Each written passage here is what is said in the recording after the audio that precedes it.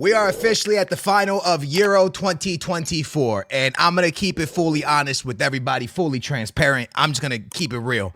I've made some horrible predictions throughout this. I mean, awful. I thought France would be in the final. I predicted Ronaldo would be the top goal scorer, man left without scoring a goal pretty much, except for penalties that don't go on like his goal scoring record.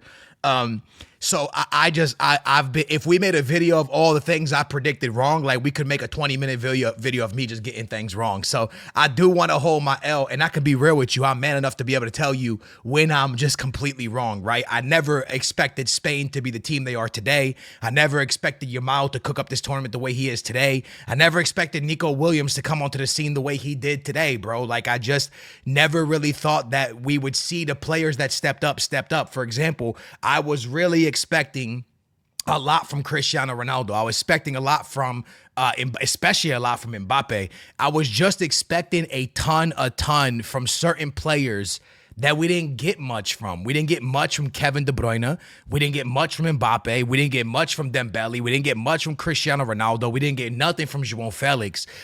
We really didn't get nothing from players I thought were really going to cook up. So going into this final, I'm probably going to predict a lot wrong, so I just want to go ahead and get that out the way and let y'all know that, hey, it's just a prediction. I'm not 100% right, and let's be honest, my ball knowledge most of the time is in the mud, but we got Spain versus England, man. How did we get here?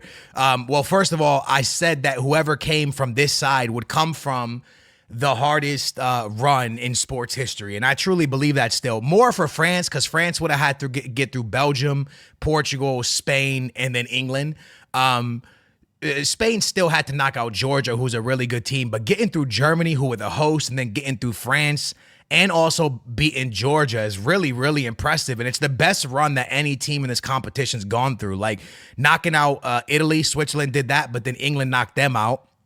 And then England knocking out the Netherlands. Like, had England knocked out Slovakia and then knocked out Italy and then the Netherlands, then we could talk. But because it was Switzerland and not Italy, it wasn't one of those major teams, even though I think Switzerland was better than Italy this tournament. But Spain definitely had the hardest run to get here. Portugal's run would have been really strong too had they been able to do it. If they would have beaten Slovenia, France, Spain, and then got here, that would have been. But the truth is, Spain has done it. So in my opinion, going into this final, Spain should be the favorites. Spain legitimately should be the favorites for the way they played the group stage, for the teams they've knocked out in the knockout stage, and for the fact that they're here now. Also, two of the most impressive players from this team are on Spain's team, right? Yamal and Nico Williams. And then you have probably the best defensive mid in the world in Rodri playing for Spain. So you take all that into the equation, and Spain should be the favorites, and we should look at Spain the favorites going into this tournament or going into this final. That's kind of how I see it. With that being said, I think that England have the team to beat Spain. Now, I have been backing England all the way back to probably like the World Cup in 2018 or whatever it was. I've been saying this team should be the favorites for a very long time, because I think when you have one of the best number 9s in the world playing for you, when you have players like Saka, now Jude Bellingham, a lot of these players just came on, but Saka, Jude Bellingham, Phil Foden, you have Rice, who's a phenomenal defensive mid. You have Maino, who is one of the best young talents in the world. Your back line is not the best, but you still have Walker in it. Trippier is a great player, even though he's kind of out of position. The goalkeeper's pretty good. Stones is a phenomenal center back. Both of these teams are really, really talented, and it's really hard to pick a winner in this. And I think it's going to be one of those games where you have to grind it out. If it's a grind it out type of game, I think England's going to win. If it's an open flowing game, I think Spain's going to win.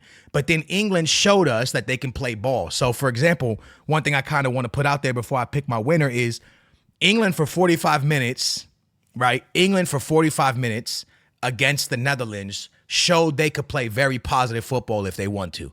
That first 45 minutes from England was phenomenal. They played a beautiful football match. They looked incredible. They played well. Everything they did was great. They looked great, let's be honest.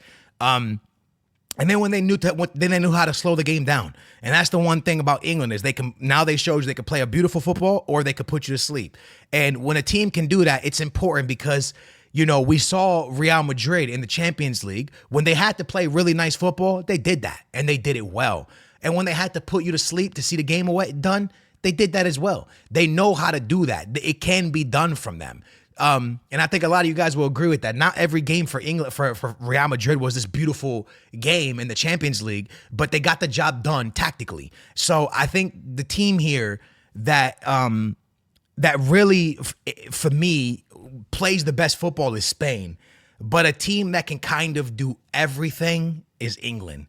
And I just have a hard time seeing a team lose back-to-back Euro finals. I have a hard time seeing it. Is it possible? 100%. Does Harry Kane play for them? It just feels like he can't win a trophy to save his life? Yeah, all those things are true. But you got Jude Bellingham, who just won a Champions League, who's the pressure is not going to get to him because he just was on the biggest stage in club football. Now he's in one of the biggest stage in world football. And I just feel that they're ready for this moment. I don't know how much Nico Williams and Yamal are ready for this moment. With that being said, it feels like nothing in the world phases Yamal. It feels like being on the biggest stage in world football outside of the World Cup, the Euro. It doesn't phase this kid. It seems like nothing at the moment can phase Lamine Yamal. He looks like he was built for this moment. And then Nico Williams, it looks like nothing in the world can phase this kid. You put Lamine Yamal against probably the best national team in all of the world, France, and he gives you an absolute banger in Rabiot's face, who was talking smack about him the night before. So this kid just seems like nothing, no moment is too big for him. But with that being said, you got Phil Foden, who's won a Champions League for City.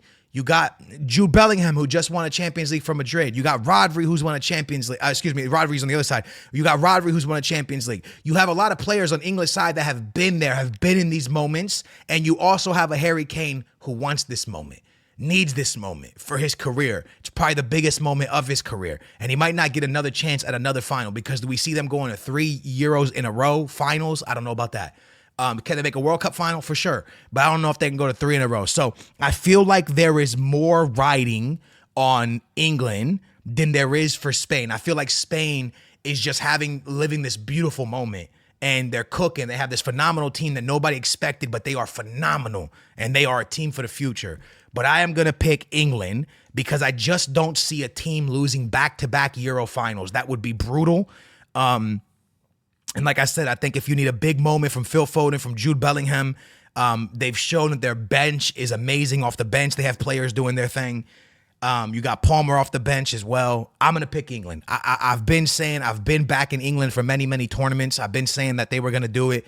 I'm going to stick with them for this one. And I feel like, and I just want to put this out there, I want to say that in a lot of my videos, it seems like I keep going against Spain, and I keep eating my words for that, and I deserve to because Spain is one of the best teams I've seen play football in a long time. They are actually a bright spot in modern football because modern football is so boring and Spain is so beautiful to watch. I'm only picking England because I feel like if they need to make the game boring and not let Spain play ball, they can do that.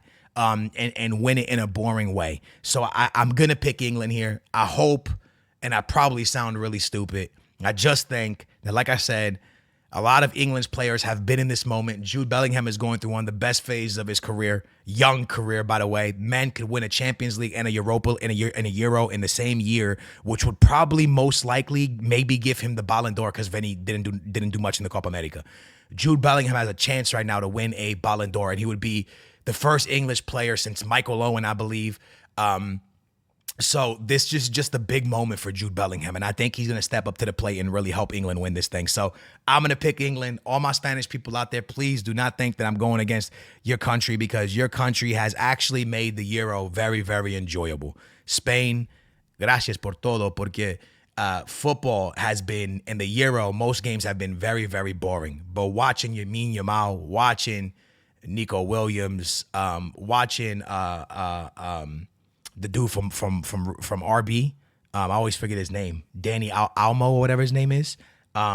Phenomenal player. Benfica was interested in him a long time ago. I wish we would have got him.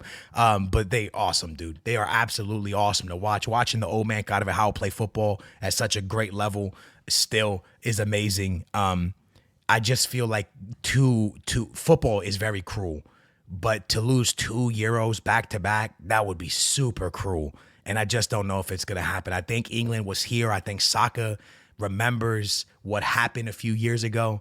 And I think this is Saka's like revenge. You know, I think this is his time to get it back. and I think it's gonna happen. So I'm going more based off of like a Cinderella story. You know, Saka people in England were making fun of him and saying stuff to him that no human being should ever have to go through after I think he missed the penalty against Italy, right? Because with the penalties, he was going through things you should never have to go through. I just hope he kind of puts his country on his back and says, yo, you know, that everybody who's talking smack about me, look at me now. It just feels like it's time for that moment for him. So we'll see how it goes. But that is my Euro 2024 prediction. If I'm wrong, then I'm happily wrong because I would love to see Yamal win a Euro. I would love to see Nico Williams win a Euro because they deserve it. They've been phenomenal. I also think Rodri's a great player and he deserves to win as many trophies as possible. But I just feel like it's going to go England's way. Anyways, guys, I hope you guys enjoyed this video. Remember, my predictions are usually wrong. I'm just a gordito who really enjoys talking about football, and I love chatting with you guys about football, man. You guys are the best people in the world. So let me know in the comments down below what you guys think, and I appreciate you watching, and I will catch you guys in the next one. Peace. I'm out of here.